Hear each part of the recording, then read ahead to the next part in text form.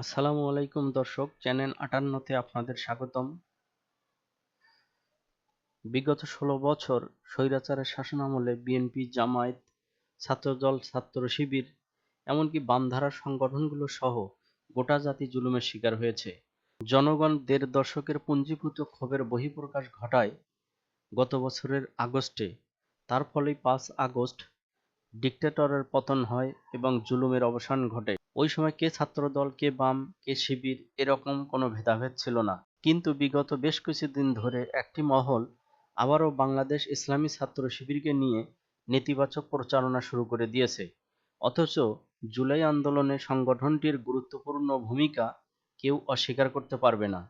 এমনই প্রেক্ষাপটে শিবিরকে নিয়ে সবার উদ্দেশ্যে একটি বার্তা দিয়েছেন ডাক্তার পিনাকি ভট্টাচার্য। জুলাই আন্দোলনের অন্যতম এই স্টেকহোল্ডার ফেসবুকে দেওয়া এক পোস্টে লিখেছেন, শিবিরকে স্টিগমাইজ করা থেকে সমাজ বের হতে পারেনি এখনো। এটাই আমার ফিল্টার।